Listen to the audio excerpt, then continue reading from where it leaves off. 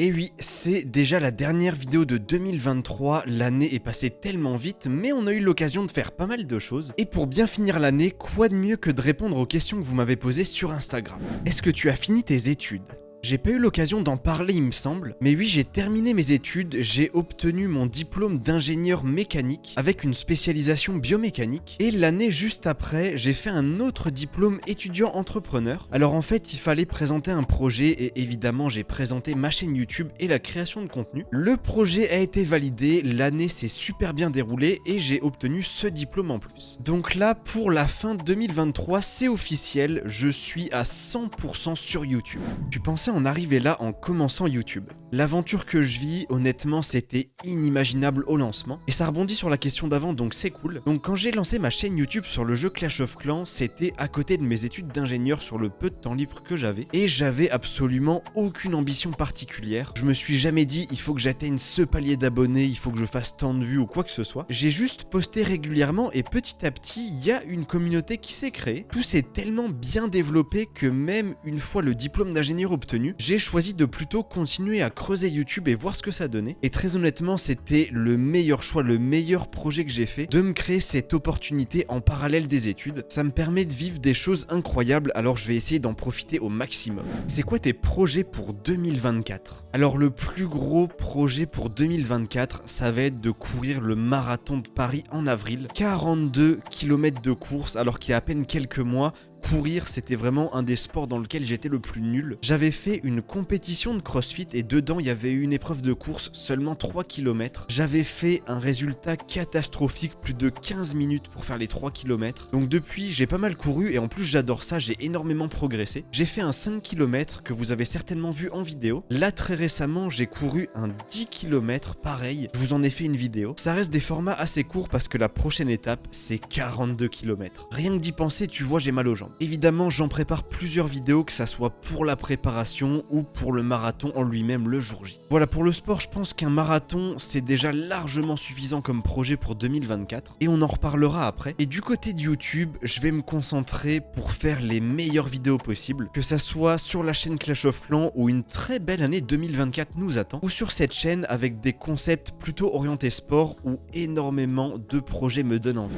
Que conseilles-tu pour se lancer sur YouTube ? Ça, c'est une question qu'on me pose régulièrement, surtout en message privé. Je pense vraiment pas qu'il y ait de recettes secrètes. Par exemple, mes premières vidéos, objectivement, elles étaient ultra nul. Le plus important, je pense que c'est de partager des choses qui te passionnent et surtout d'être régulier et évidemment de toujours vouloir s'améliorer. Là par exemple, encore sur toutes mes vidéos, à chaque fois je prends des notes sur absolument toutes les choses qui pourraient être mieux faites, que ça soit sur le tournage, sur le montage, sur même l'écriture d'une vidéo. Et à chaque fois, si tu essayes de faire un peu mieux et que tu t'accroches longtemps, c'est sûr que ça va marcher.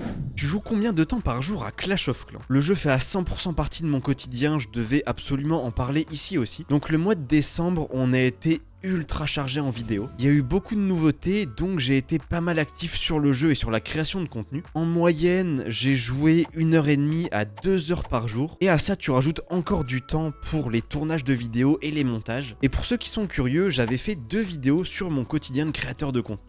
Y aura-t-il de nouveaux concepts inédits sur la chaîne ? Les gars, j'ai énormément d'idées en stock avec des tournages de plus en plus complexes, que ça s'étale sur plusieurs jours, ou parce qu'il faut un lieu pour tourner la vidéo. J'ai vraiment hâte de faire tout ça en 2024. Pour vous teaser un petit peu ce que je prépare et pour vous donner quelques idées des formats, il y a par exemple une vidéo qui devrait arriver au mois de janvier. Le titre, ça sera « Je deviens vegan pendant 5 jours ». Donc voilà, j'ai posé le concept, il est bloqué, comme ça je peux pas me faire voler l'idée. C'est le genre de défi que j'aime moi-même regarder sur YouTube et je suis ultra curieux du résultat. Le reste, les prochaines idées, les prochains concepts, je préfère les garder pour moi-même, mais il y a beaucoup de choses qui vont arriver.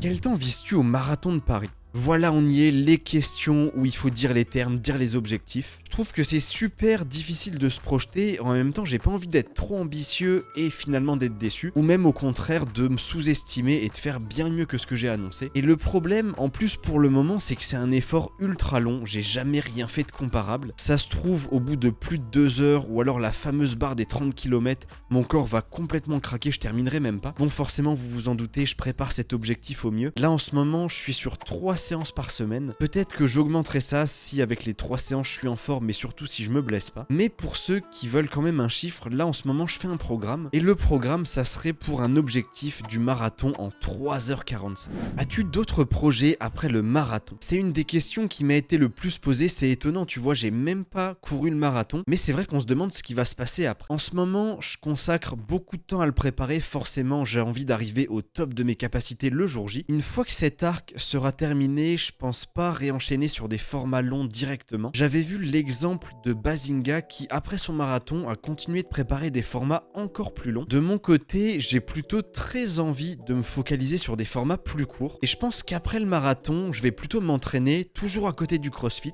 pour être plus performant sur des formats courts. Peut-être même faire de la piste. Et au niveau des objectifs, après le marathon, j'aimerais bien être capable de faire des bons chronos sur le 1 km, sur le miles, donc 1600 mètres, et sur le 5 km. D'ailleurs, si tu cours une de ces distances, n'hésite pas à me donner tes temps en commentaire. Est-ce que ça va dans ta vie perso ou en général? Vous êtes vraiment super sympa, j'ai eu plein de questions pour savoir tout simplement si ça allait bien. Et sans hésiter, j'ai envie de vous dire que oui, ça va super. Je prends du plaisir dans tout ce que je fais et c'est logique parce que je m'arrange pour faire uniquement des choses que j'aime bien. C'est l'avantage et en même temps la complexité de créer du contenu, c'est que t'as personne au-dessus de toi qui va te dire quoi faire ou t'imposer des choses. Et j'ai réussi à trouver un bon équilibre entre le sport, la création de contenu et la vie perso. Comptes-tu refaire une vidéo comme se lever à 5 heures? Ça, c'est un des concepts que j'ai adoré faire en 2023. En fait, ça casse complètement ta routine, t'apprends plein de nouvelles choses et tu dois même réapprendre tout simplement à vivre avec tes nouvelles habitudes. Des concepts du même style qui s'étalent sur plusieurs jours, voire même une semaine, j'en referai en 2024. Si vous avez d'ailleurs des idées ou des choses que vous voulez voir, n'hésitez pas à me les dire en commentaire. Et pour parler en plus des réveils à 5 heures, c'est vrai que j'avais adoré cette routine pour travailler. T'arrives, il est même pas midi et t'as déjà bouclé une énorme partie de ta journée. C'est super satisfaisant, mais pour le sport, c'est trop compliqué. Quand j'avais fait ce défi, il y a plein de nuits où j'ai eu du mal à dormir plus de 7 heures parce que forcément, il faut aller au lit très très tôt et c'est pas évident tous les jours. Maintenant, ce que je fais, je me concentre juste sur dormir entre 7 et 8 heures par nuit. Comme ça, je peux bien récupérer pour le sport. Et même, on parle du sport, mais je trouve que pour travailler, pour créer du contenu, t'es tellement plus productif après une bonne nuit de sommeil.